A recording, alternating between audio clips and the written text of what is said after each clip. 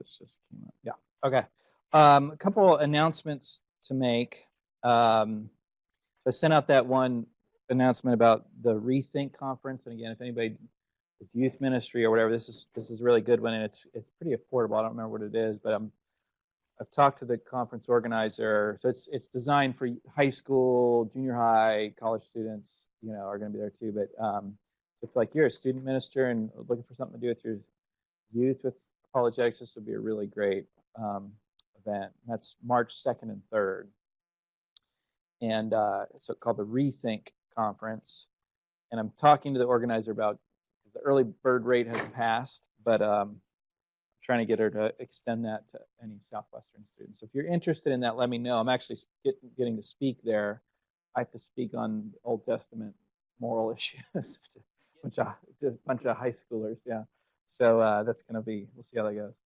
A few other things to let you know about. Our Stand Firm conference happens here right on campus at the Rally Center. That's going to be March 23rd and 24th.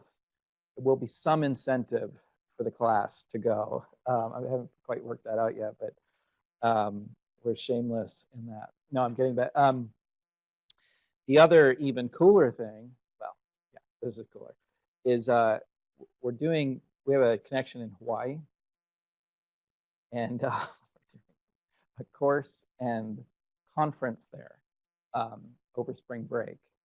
Now, the way it works, since they want Hawaii people to go, they're offering the tuition at a really, really reduced rate. I want to say $125, $150, something like that. I mean, it's really reduced, so that if you wanted to buy a plane ticket and the tuition, it'd still be about what you'd spend on your course on campus here. Now, technically, we're offering this course there, but there's a second course being offered that's an apologetics course. So if you have an elective space or you have any kind of apologetics credit left to do, you could do that there. Get it done in a week. Well, get the course time done in a week, the class time. But if you want any more information about that, let me know. But Hawaii and spring break is going to be a good time. Any questions on any of those three?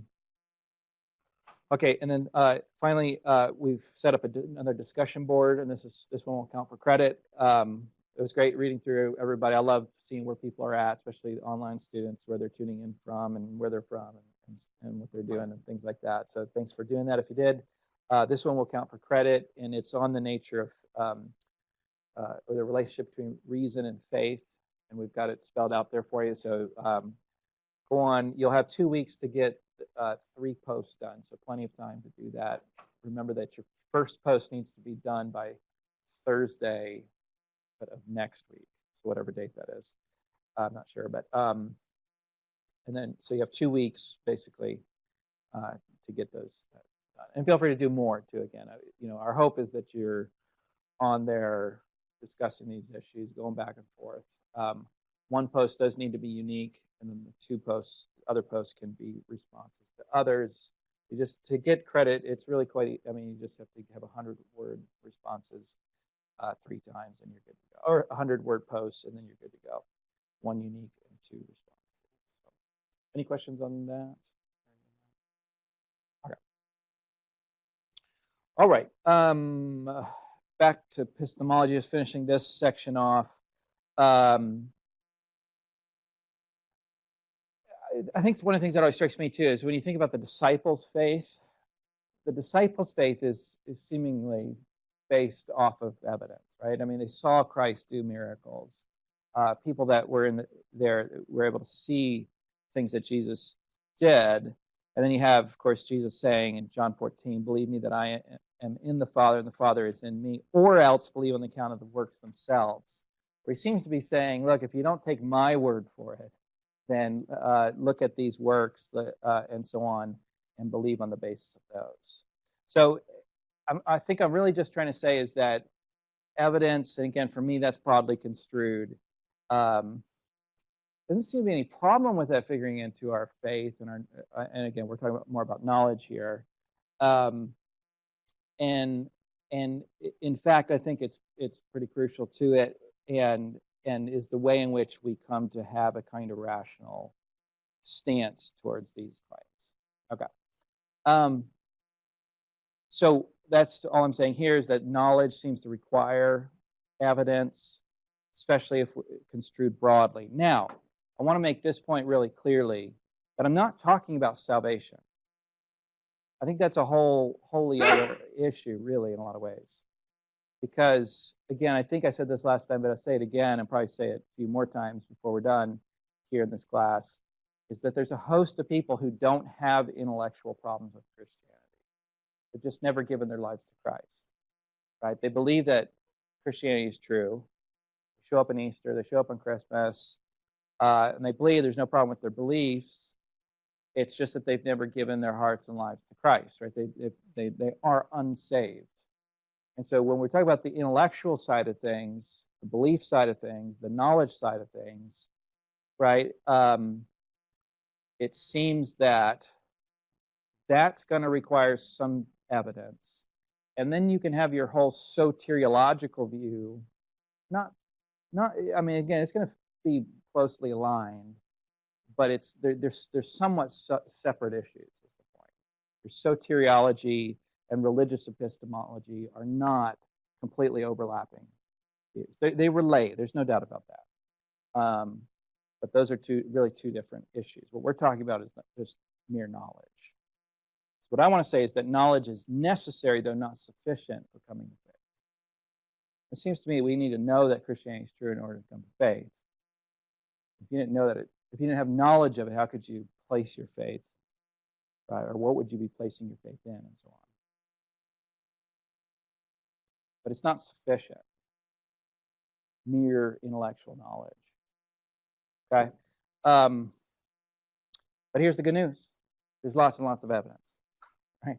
And I think I mentioned this too, that my professor, I heard him say this one time, it just stuck with me, that God's just been so very generous with the evidence. There really is so much evidence for the truth of Christianity. And I think this is a nice way to think of that it's certainly widely available. I mean, it comes in all domains of sort of inquiry and so forth. It comes in science and history and theology, philosophy, and so on and so forth. Widely available, but it's certainly easily resistible, it seems. People can resist the evidence. It's not compulsive in some ways or other. I find it compelling, but right, I know people that are looking at the very same evidence that I am, and that you are, and they're coming to very different conclusions. And I'm okay. That's fine. Everything that I've said is consistent with that fact. But that we look to evidence for our rational beliefs, that point, it seems to me, remains. Okay, any questions, sort of finishing up with epistemology section? Any questions or thoughts? Okay, thoroughly convinced you? Okay. Well, let's make a move then. We're going to move on to what I call meta-apologetics. It's sometimes called methodology, apologetics methodology, and that sort of thing. So there's a little bit of a hard shift, but of course relates. So meta-apologetics, in many ways, this was what, if you took an apologetics class maybe 10, 20 years ago, you would have spent most of the class time talking about methodology and things like that. This used to be kind of the hot topic. I don't think it's as much the hot topic these days, but it's still certainly, a topic. It's still things that people are talking about, how to approach apologetics, how to do apologetics, and I like Bealby's notion of there being different strategies for this. Right, it's still talked about, but this is just not the major thing that people are talking about. It's not the major thing we're going to talk about in this class. We're spending half of one class period on it. Again, not because it's not important. It is important, but there's a way in which, again, I've already sort of tipped my hand and said that I think it's a pretty imprecise discussion, first of all. I also think that there's a lot of people just talking past each other in this discussion. And the reality is when you read people from different, approaches, books, they're saying very similar things, maybe with some, sort of prolegomena that's different, or, what we should or shouldn't do is different. But then they go on to do very similar treatments and so on. So what we'll talk about it, because you need to be aware of it just in virtue of taking a seminary level apologetics course, but then we're going to move on. Okay, we're going to actually talk about apologetics content, not the methodology. Okay, but Gilby outlines 3 different what he calls strategies, and I think that's a real good term there. The evidentialist strategy, the presuppositionalist strategy, and the experientialist strategy. Now, the first 2 are definitely the more popular views. But I'll be honest, I don't know anybody that says, "Hey, I'm of the school of experientialism." But he's trying to sort of cover all his bases, and so. But really, the first 2 are the 2 that, by and large, most people fall into these days.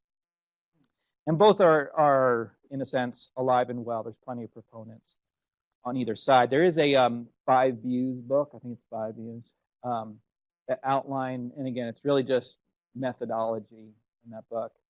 And so there's 2 different ways to be an evidentialist in that book. I know there's a presuppositionalist. I think it's John Frame. And then there's a reformed epistemologist.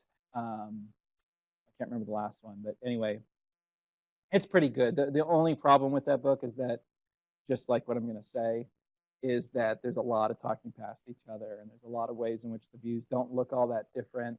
So you know how, like in those 5 views book, they interact with one another.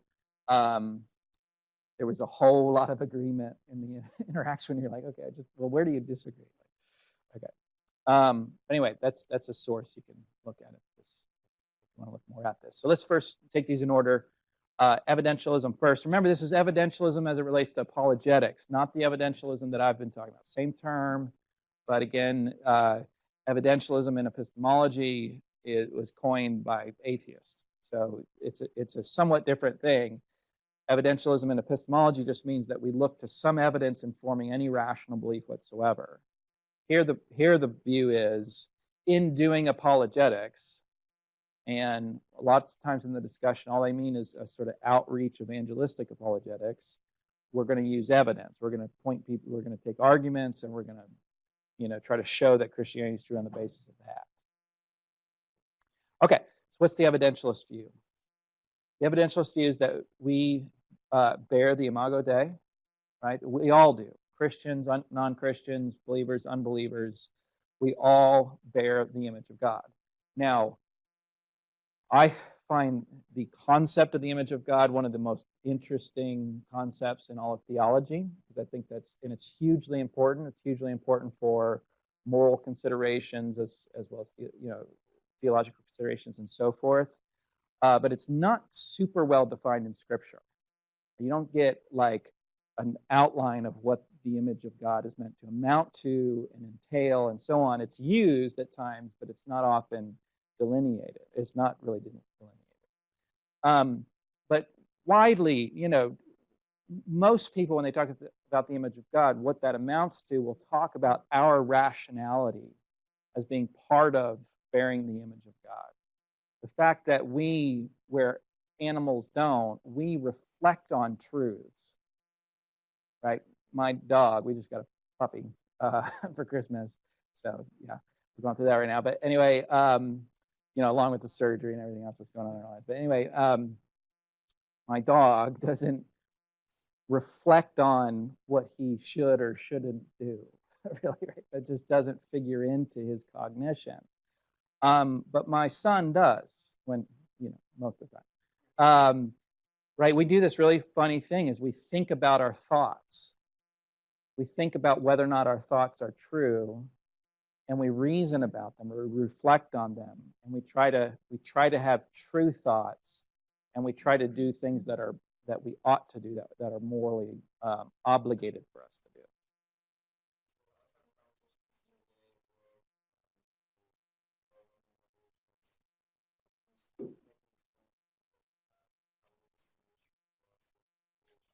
Yeah.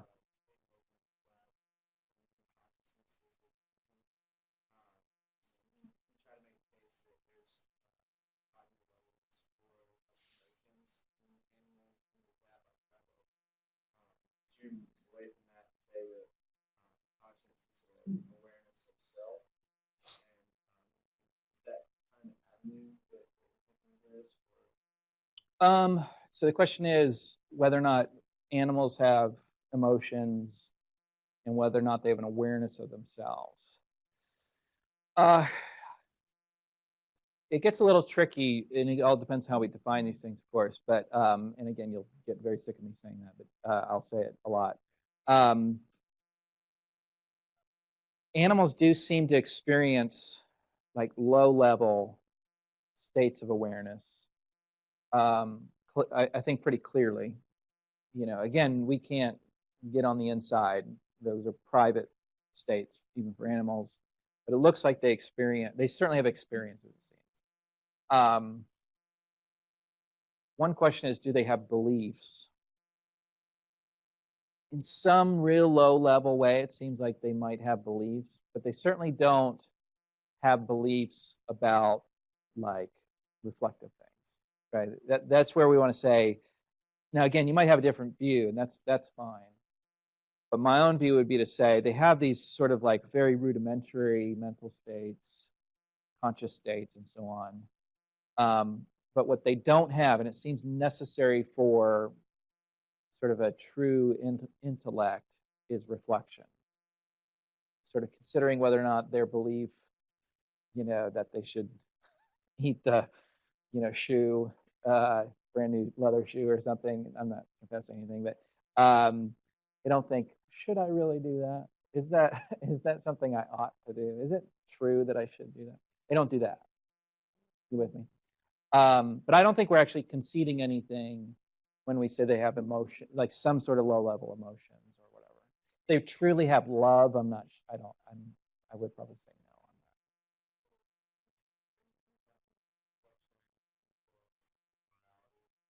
that. Yeah, I think they are not moral agents, so that when, a lion, let's say, kills an animal, it's not murdering the animal. So it's not moral agency, because it requires being able to reflect and to consider what you should or shouldn't do, and so on. Humans can do that, animals cannot. Yeah, and I think that's all I want to say about that for now, but you and I can talk about that more if you like. So I think the point there is to say that we are rational agents, being a believer or unbeliever, just meaning that you can come to have knowledge of the world in some broad sense. You can believe truly. I mean, minimally, I think we'd have to say you can believe truly. And again, this is just the evidentialist view. You may not share this view, but this is what the evidentialist will say, is that by virtue of being a image bearer, we can rationalize, engage in rational thought about the world. So that gives us a kind of way to engage unbelievers, and it's on the basis of rationality. Right?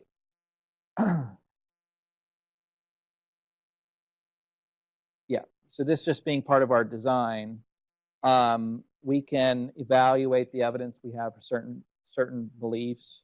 We can do this one with unbelievers and believers. Yeah, humans can evaluate their beliefs. This is the evidentialist view. There exist for many people intellectual roadblocks to faith.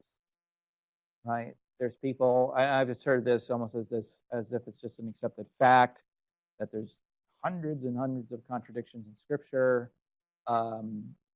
That believing in God is like believing in the tooth fairy. Yeah, there's just all a host of these sorts of ideas that people just think this is dumb, this is silly, this is nobody, with any sort of, and that's dismissive. But there's also people that say, I really can't seem to square the amount of evil that we see in the world, the pain and suffering that we see in the world, with an all good, all powerful God.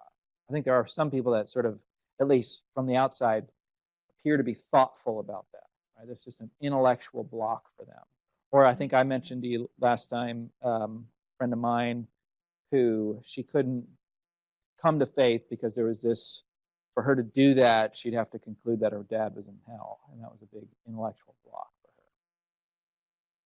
And moreover, the evidentialists point out, look, there's a lot of people that have gotten saved. Guys like C.S. Lewis and others who, after a careful consideration of the intellectual case for Christianity, concluded that it's true, and that's been a big part of their story. And some of you, I'm sure, would say that too, that you didn't grow up in the church, or maybe you left at a certain point. It was through the consideration of the evidence, the sort of classical arguments and the historical evidence for Jesus' resurrection, and so on and so forth, textual evidence and so on, that you came to that place where you assented to Christianity and gave your life to it. So it's sort of like the evidentialists saying, look, there's a lot of people that have used the evidence and seemingly come to Christ as a result of it. Okay, let me give you a few different versions of evidentialism. And again, this is just hair splitting to me. But the classical evidentialist would have what's called a two-step method, where would first argue that God exists. I think it is. Okay.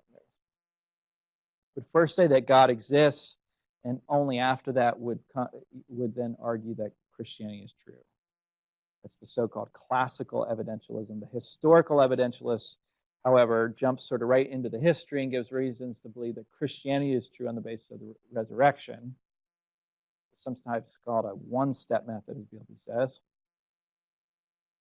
And I mean, it's kind of like if Jesus rose from the dead, I mean, that's a pretty good reason to think Christianity is true. So if you can show that by the historical record, or convince somebody of that, I guess, then you've given them evidence in one step to see that Christianity is true.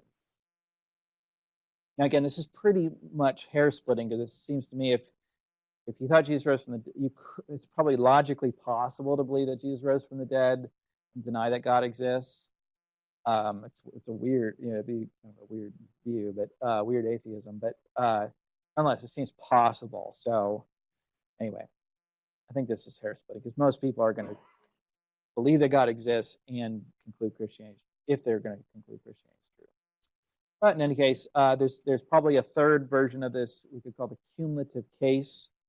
That should say evidentialist, where one sort of just jumps in wherever one is at and gives evidence, and then it's the cumulative force of the answers that have been given that will help somebody come to assent to the truth of Christianity.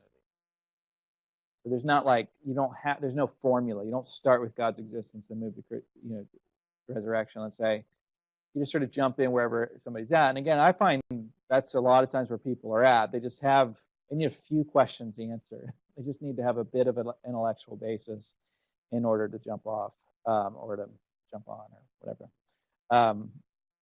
Okay, sorry, I didn't. One recognizes the cumulative effect of the many evidences for Christian truth. All right. Problems with evidentialism. There can sometimes, at least, appear to be, or be probably, an overemphasis on academic arguments. Right? Arguments that you seem to need a graduate degree just to follow how it's supposed to go. And so if this is the way to do apologetics, then I need a grad degree first before okay, that seems problematic. There also can be an underemphasis on human moral rebellion. Can be an underemphasis on the need for people to repent, to call people to repentance from an evidentialist point of view. Right? It's sometimes said that the evidentialist seems to act like the primary problem for an unbeliever is that they don't have all their arguments worked out yet. When the reality is, the primary problem is that they're far from Christ and they need to repent of their sins and so on. And I say this as appearance. It can appear as if somebody's trying to be, that the viewpoint is to argue people into the faith. I'll give a sort of more summary sort of thing to all this here in a minute, but if you have any questions or thoughts about evidentialism, feel free to jump in. But we will move on to presuppositionalism then. And this is somewhat incidental. Bilby mentions this point, but it's often theologically Calvinist, even though I don't think that there's any reason why one would need to be a Calvinist in order to be a presuppositionalist, and vice versa. right? If one could be a presuppositionalist and not a Calvinist, certainly. And there's plenty of Calvinists that are not presuppositionalists. So like R.C. Sproul, and there was a debate on Saturday where there's two Reformed guys, and they were debating presupposition. I mean, one was a presuppositionalist, one was more of a classicist, like Sproul, and that's what the subject of the debate was. So you definitely can be Reformed. And in fact, as I understand, Jonathan Edwards is not a presuppositionalist. And some people argue that Calvin was not even a presuppositionalist, or you can't get presuppositionalism out of Calvin, or that he was a Calvinist even. Yeah, that's there too. But we won't dip into those issues. I just point that out as things people say, and I'll leave that to you to look further into it. But the presuppositionalists will say, look, our rationality is part of our part of our depravity is that our rationality is affected by this. So that we have this sort of intellectual inability to reason to a knowledge of God, sort of left to our own. Thus, there's no common ground between believers and unbelievers. There's no sort of standard that we share that we can appeal to in arguments. Right? Because we have we're coming from different vantage points, we're coming from different worldviews, and there's not that shared ground between us. And insofar as an argument requires that, then we can't do that in any kind of neutral sort of way. So what does the presuppositionalist do then? Well, presuppositionalist starts with the claim that Christianity is true. They presuppose the truth of Christianity. And then especially, it seems like it figures in the most, at least what I've seen, my experience of presuppositionalism is they will then evaluate views in light of the truth of Christianity. So it's sort of like, and we'll talk about a few different ways to be a presuppositionalist. It's oftentimes showing how other views are inconsistent or don't have a proper sort of ground for the claims that they make. And that especially atheism, right? So if atheists want to hold on to morality, want to hold on to logic, and so on, the claim might be, well, without God, you don't get those things. And so the presuppositionalists will argue that without starting with the basis of Christianity, you can't even make an argument because logic is involved in that. And so it's pointing out the sort of the corruption or the inconsistency or incoherence of other worldviews by starting with Christianity. And in some ways, I'm convinced that presuppositionalism has been as popular as it has been at different times and is today plenty popular because evidentialists say things in excessive sort of ways. Or the way in which evidentialists have often acted in the books they've written have been, again, that overemphasis on formal arguments and things like that. But I could be wrong with that.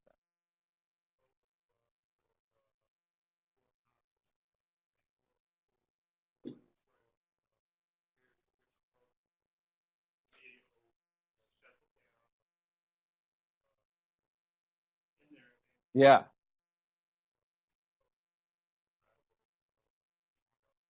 Yeah, I think oftentimes that's been the sort of picture. And again, I'll be the first to say people have done that. They've in a way, how's that go?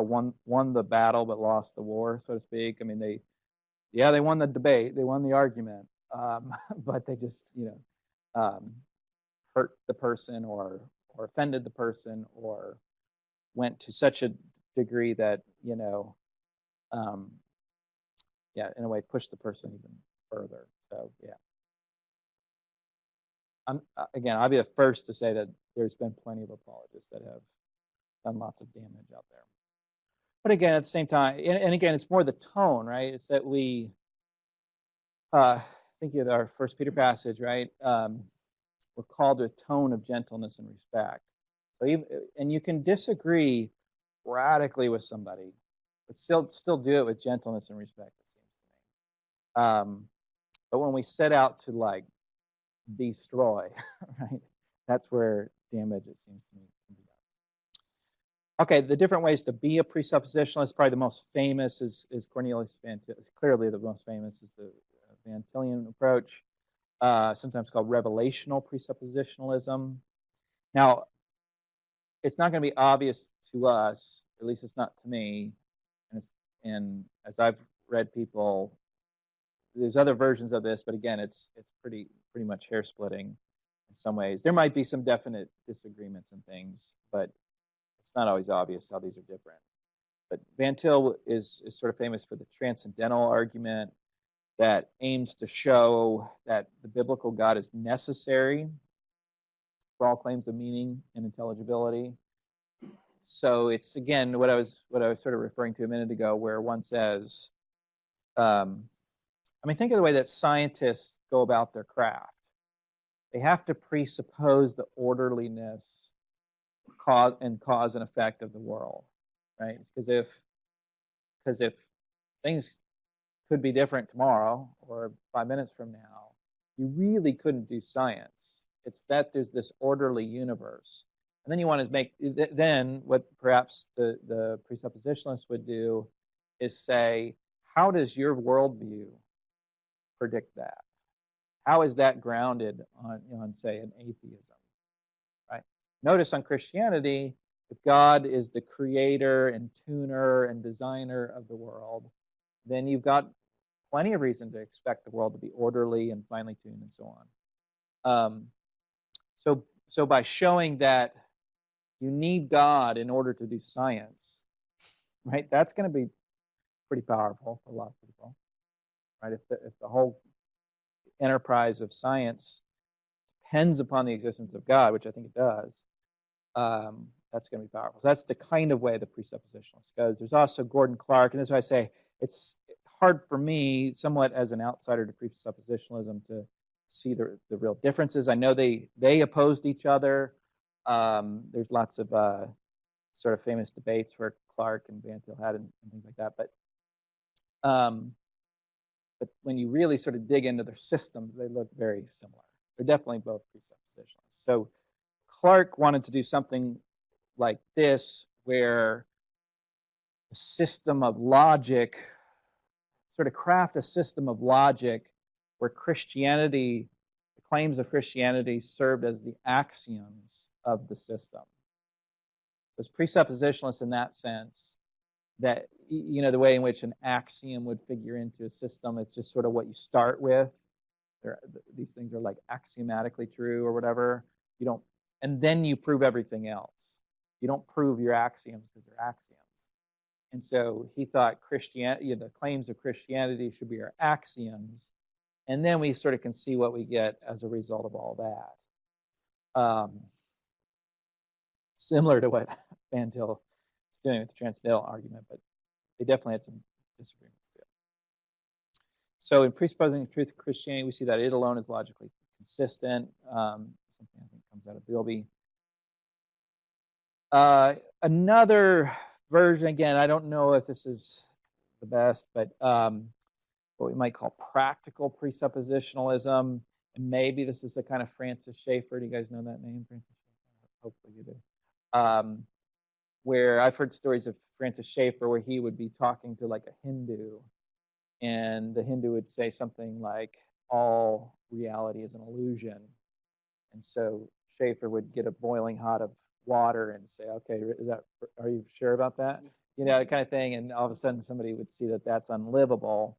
You know, or, you know, please hand over your checkbook if that's right. You know, that sort of thing. You know, your wallet or whatever. So maybe Schaeffer falls there too. I think Schaeffer gives a lot of evidence, but in any case, he's sometimes put in this category. Okay, problems that people raise is how depraved is depraved, right? So most Christians hold to some version of depravity, but it's sort of, to what extent are we depraved? Are we really unable to reason about the world at all, given our depravity? Can't we come to some true beliefs about the world, say the truths of mathematics, the truths of logic, truths of science, truths of philosophy? And if you say yes, to an extent we can. Of course, we don't have it, nobody has exhaustive knowledge, but to an extent we can come to have true beliefs and even knowledge about these things. Then it seems like, right, presuppositionalist is overstating things a bit. There is a kind of common ground, intellectually speaking. There also is this problem that it seems like presuppositionalists will appeal to logic and reason oftentimes as a standard to evaluate things. In other words, when you show that another view is inconsistent, it seems like you're making use of logical consistency, right? Which I don't think you'll find a Bible verse that recommends logical consistency. I think we grasp that on the basis of our reason and so on. So it seems very, very difficult to only appeal to, say, Scripture or something like that, and just merely presuppose these things. And again, many people will say that evidence was important for them coming to Christ. It's not clear if that's supposed to be a problem, or say somebody like C.S. Lewis, and again, let's just say he looked at the evidence, he found that persuasive, eventually that, brought him to this crisis of faith, and he came to Christ. What if evidence figured in for that journey?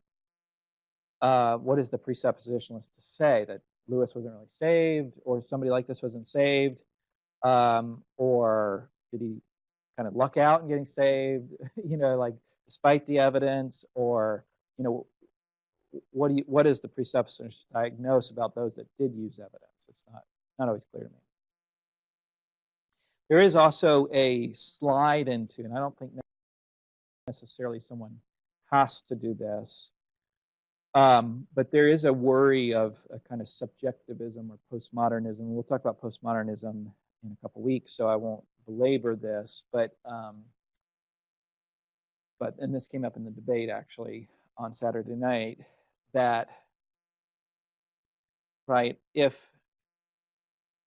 one says one can't know things about the world, so if the presuppositionalist says the unbeliever can't come to truth, can't have knowledge, can't believe truly about the world, and the unbeliever says 2 + 2 = 4, and I'm a believer, and I say 2 + 2 = 4, and I can have, and that is knowledge for me and not knowledge for them, then it's a kind of relativism or subjectivism, because you don't have this objectivity to that knowledge if one person can have knowledge of that claim and the other person cannot, when we have the same sort of bases for it. I don't know if that makes sense to you, but truth ceases to be, if you say one person has truth and the other doesn't, then it looks like truth is relative. Now, it's not relative in the way in which we typically talk about relativism, right? We typically talk about that as, well, look, if you believe it, that's your truth, and if I don't believe it, that's my truth, right? It's not that kind of relativism, but it is person relative, based upon whether or not they're saved or not, I guess. And there's that sort of worry. Any questions or thoughts about precept? Okay, on to experientialism. Again, this is definitely not the dominant view. And again, I'm hard-pressed to come up with a single person that would say, hey, I'm an experientialist, but in any case, Philby's trying to cover all his bases here. And I do actually think there's a movement in apologetics to do something like this. And let me get some of this out, and then I'll mention that. So here, logical arguments aren't necessarily given, but the appeal is to experience. So in a way, it's like saying, here's our approach to apologetics: taste and see that the Lord is real. right? Or that Christianity is true. In fact, I had a friend of mine. We went to seminary together, and I'm laughing. And if you knew the guy, you'd laugh too. But he was challenged. I mean, he was one of these guys that basically did whatever was put before him, whatever drug or anything that he was just one of these sorts of guys in that stage of life. And eventually he kind of got bored with that stuff, and along came a Christian guy that challenged him to live as a, try Christianity out. Try this one out. You tried everything else, now try this. And he lived so the challenge was to live like a Christian for like 2 weeks or something. And he did it, and he got saved, and he's in seminary, he's in seminary for okay.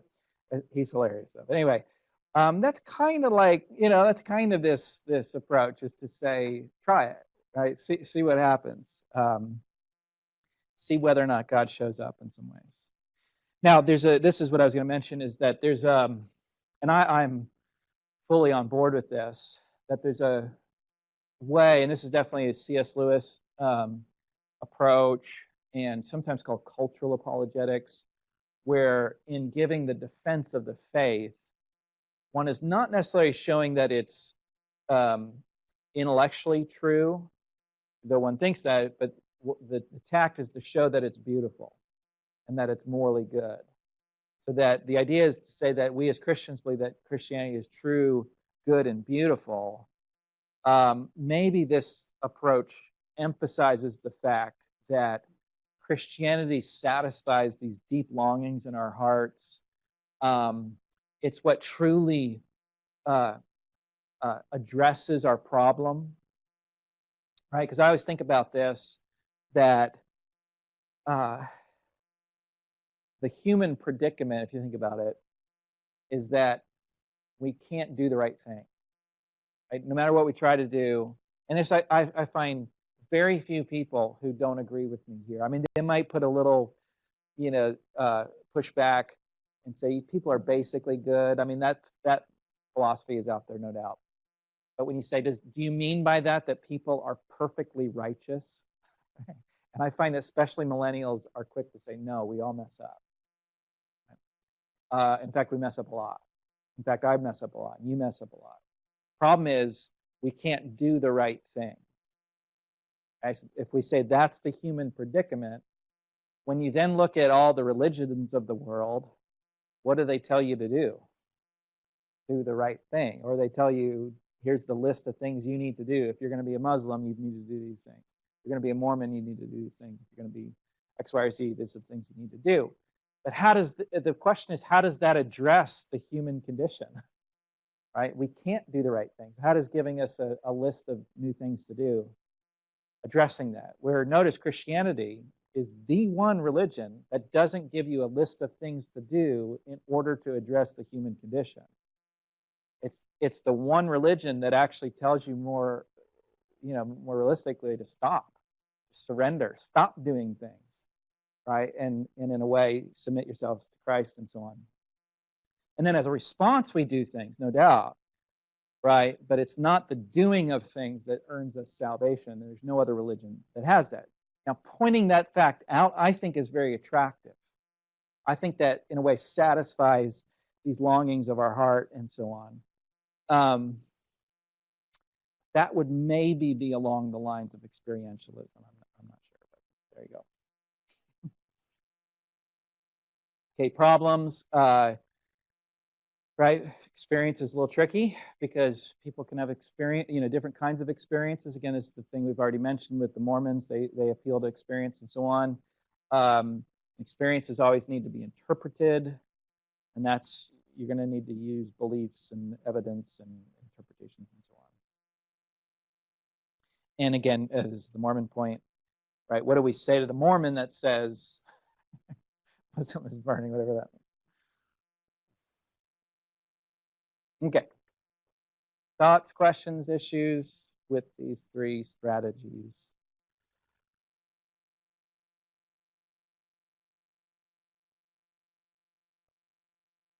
All right.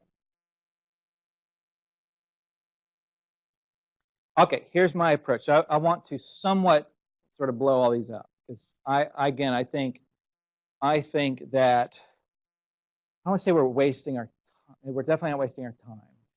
But if this is all we do when we study apologetics, then I think we've not been responsible. Yeah, go ahead. Go ahead. That's okay.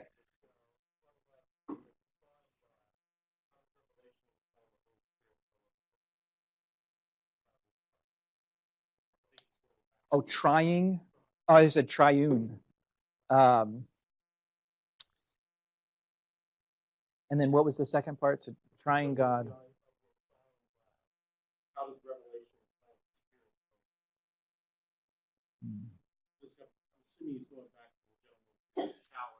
Yeah, try it out kind of thing.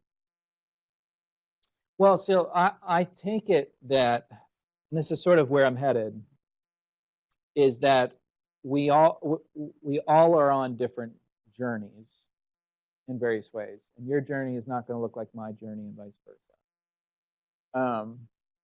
And I've heard crazy stories where people have come to Christ for crazy reasons, and maybe right. And there's certainly what we should and shouldn't do, seems to me, as we engage unbelievers and things like that, or at least what's effective and what's not effective, and so on. But I take it that my seminary friend, really did have an encounter with God.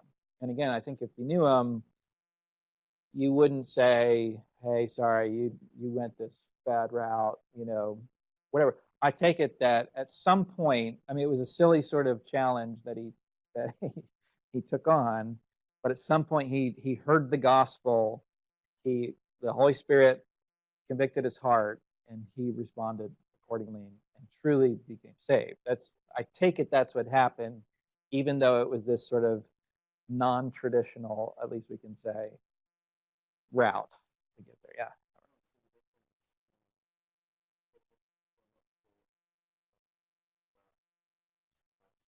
Yeah, yeah. It could be very similar. The only goofy thing, and this guy's goofy, so is that he literally like lived as a Christian. So which again, it's not, you know, it's not completely different, but right. They go without drugs and drinking. Yeah, yeah. Oh, yeah, yeah, yeah. Right. Yeah, I think he stopped all that while he was trying Christianity, because he was living as a Christian. Yeah, yeah.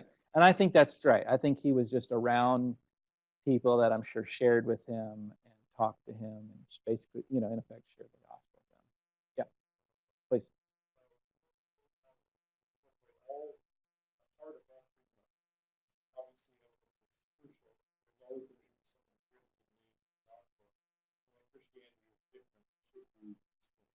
Yeah, that's right. That's where I'm headed. That's the way I'm intending to blow this up, to say that we're all on our various journeys, and I'm convinced. I want to avail myself. Right, that's why I say I think we're not being as responsible if we say, no, I'm only doing it in this narrow sort of way. I'm only going to be an evidentialist in this sense and give formal arguments whenever somebody asks for the hope that's within and so on. Or I'm only going to do the presuppositionalist route, or I'm only going to invite people to try Christianity out and experience it for themselves. I think we're not being responsible with the great breadth of evidences that there is. So I'm happy to avail myself of all of these strategies in hopefully leading somebody to Christ. Yeah.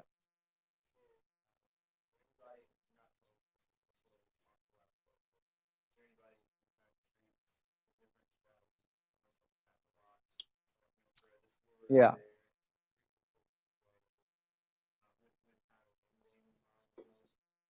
That's right. That's the approach. You guys are all figuring out where I'm headed. So I should take that as a compliment. Yeah. Not that these are the only two methods, because potentially lead one to being inconsistent in their theology and their understanding by appropriating ideas of doing apologetics?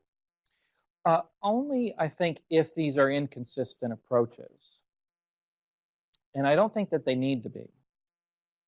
And let me push on a little bit, because these are all really good questions. And again, the guy or the person asking online is prefiguring where I'm going. I think you are too. And then let me just say a couple more things and tell me if you still have that question, because what I want to say is we should, again, as I said, avail ourselves of all these things. And let me get to the slide here. Why not avail ourselves of all those things? Okay, what are we arguing about here? Okay, maybe I don't have this on a slide, but okay, here's what I want to say. When Van Til gives a transcendental argument for Christianity, we would need to be careful to understand that he's giving an argument. Now, I get his thing. I mean, again, there's probably, it could be some of you that know his system better than me. But I don't think that's inconsistent of simultaneously or next giving the fine-tuning argument or giving the Kalam cosmological argument. I can give his content, I can do his approach by showing that God is necessary for doing logic and for believing in morality and so on. And then I can also then say, and let's look at the the initial conditions of the universe and see how finely tuned they are for our existence, and ask ourselves what explains that. In other words, I don't think I'm doing anything obviously inconsistent or contradictory, because I think in both cases I'm giving evidence in the broad sense. Right? So that I've been building to say that from the epistemology to here, that I think we should all be evidentialists in the epistemological sense and not necessarily narrow ourselves as evidentialists in the apologetic sense, or presuppositionalists or experientialists, if that makes sense. I think what we perhaps hand people when we invite them to experience the realness of God is evidence in the broad sense. Now, we're not doing formal arguments, we're not doing the intellectual thing, but we are, just like, remember, it was the evidence of our senses, it was testimony, and the whole rest of it. Aren't we just giving people evidence for the truth of Christianity? So that in that broad sense of evidentialism, or evidence, let's just talk about evidence rather than an ism, Van Til is giving me good reasons, good evidence to be, or Clark or whoever is giving me good reasons to be a Christian. Because what he's showing is, I've got this big problem, evidential problem with being an atheist, if I were to be an atheist. And somebody were to show me that I can't help myself to logic, I can't help myself to morality, I can't help myself to value broadly construed unless I'm a Christian theist. I think that's a good evidential argument. Right? Because any argument for the epistemological sense of evidentialism is evidence. The only thing that's not would be something like Plantinga's view that says there can be these features that we're completely unaware of that make us rational. And I take issue with that. That doesn't seem right to me. It doesn't make us rational. It could cause true beliefs, but it doesn't make us rational. But it looks to me like all these approaches to apologetics are broadly speaking, evidentialist views. So feel free to come back if you want to. If you see a kind of inconsistency. Now, some of the things Van Til says certainly would be inconsistent with doing evidentialism when he talks about methodology stuff, and when somebody like Scott Oliphant or whoever, other presuppositionalists, when they're talking about methodologies, yeah, those are going to be inconsistent with an evidentialist methodology. But in terms of their content, I just want to help myself to all of it, because I'll get on my knees and beg if that would provide a person reason to come to Christ, or you know what I'm saying? Like, if the Holy Spirit can use that in their lives, what's the problem? What's the problem of using arguments? I wouldn't use an argument if we were going to, some village in South America or something where there was informal education. I mean, it'd be pointless to bust out the Kalam. There just would be no point to it. And likewise with my kids, I'm not going to go to like these high level yet. That's coming for them. But no, right? We're going to do it in the sort of age appropriate, education appropriate, culture appropriate sorts of ways. But why can't we just have a broad view of what might lead someone to Christ? I don't mean anything false, of course, right? I think we're saying all true things. Like when we get the Kalam cosmological argument, I don't think we're saying anything false. We don't necessarily get to the God of Abraham, Isaac, Jacob, and Jesus, but that's a step along the way. We're getting to a God that's perfectly consistent with that God, right? We're just providing reasons to think that that God exists. And just like this is Lewis's story, as I understand it, he came to be a theist first, but that wasn't, sort of satisfying for him. He pushed on further and eventually found that the Christian God was that God. It's the God that he was looking for. Now, I don't even mind somebody having a preferred approach. Like, let's say for you really like the transcendental argument. Or let's say for you, maybe you have a science background, you love the fine-tuning argument or something. Fine, right? Have that preferred approach. But this is what I've always wondered, like with a presuppositionalist, like a real strict presuppositionalist, if, let's say, you're out looking at the night sky with an unbelieving friend, and the friend is saying, sure looks designed. It kind of looks like, what do you think? I would hope the presuppositionalist would say, look, yeah, that's good. Yeah, what we're seeing is evidence of design, right? Or something like that. So anybody that would like resist giving somebody a reason to come to Christ, like that's where I feel like there's an issue there. You're privileging the methodology over a person's salvation, and I think that's wrong.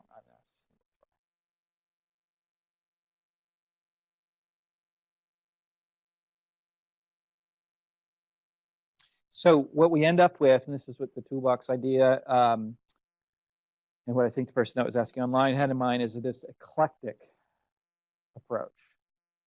That we help ourselves to all these things. Now, because here's the thing, this is again, I think everybody does this. So when you read Scott Oliphant's Covenantal Apologetics, he's going to give evidence along the. I mean, that's part of his book is giving evidence, like to address the problem of evil, for example.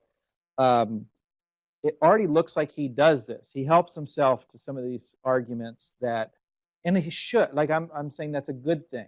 Right, that's a good thing. When you read Bill Craig, when we read our textbook, and you get to chapter 2, he's going to give a transcendental argument.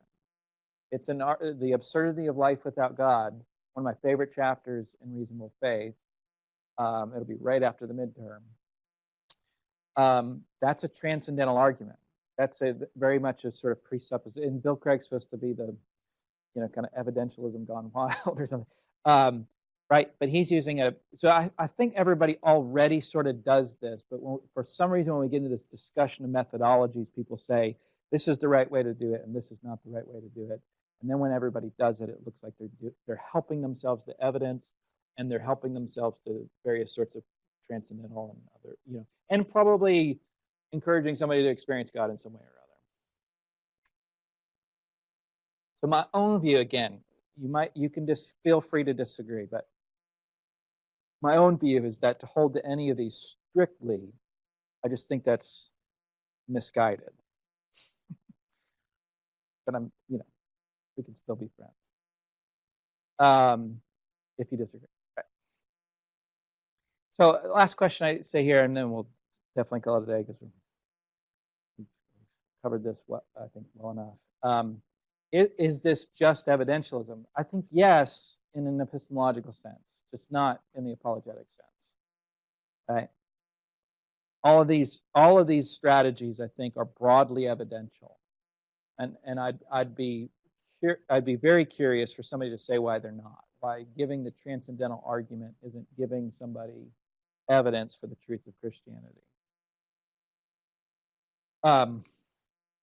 Again, broadly speaking, that's the really crucial point. And that's the point I tried to make early on to sort of lay the foundation for this. I find this to be far preferable just to see that our, sort of responsibility is to help people see the truth of Christianity. And we avail ourselves of all the evidence that exists, be that science, history, theology, the Bible, whatever it sort of takes to see the truth of Christianity. I'm happy to go there. So anyway, is that any questions? This evangelism will be a good tool to use this kind of relativism going on today, where somebody has their own spiritual preference, and others feel like it's pretty much right. Will be using evangelism better engagement kind of people? Yeah, so you say you're going somewhere today where there's going to be people that are holding to that sort of relativism?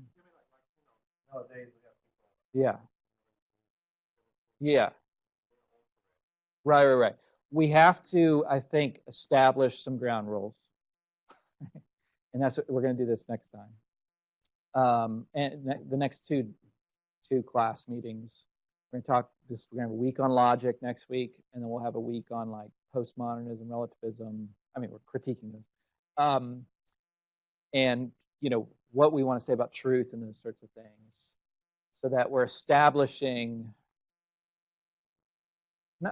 almost like ground rules for engagement, so that it really doesn't make sense to say that's true for you or true for me, right? And again, I think I've mentioned this last time, that I find that people are very willing to give that view up when they're shown how bad a view that really is. So am I giving them evidence? Yeah, in the broad sense of evidence, you bet. When I'm arguing for a certain view of truth, a certain view of rationality, and so on, that's the funny thing, right? Because if you're going to not be an evidentialist, you're probably going to try to offer evidence that evidentialism is false, which seems inconsistent. It seems like that's somewhat self-refuting to say evidentialism is false, and here's my 5 evidences for why. You know what I mean? It's like you're going to have to use evidence to deny it. And so there, again, I'm a little bit kidding, but it does show the sort of prominent role that evidence plays for us in that broad sense of evidence. And I absolutely think when you present the problematic nature of relativism or whatever the view is, people will see that as false. You can see it. So, all right. Thank you. Happy to talk to if anybody wants.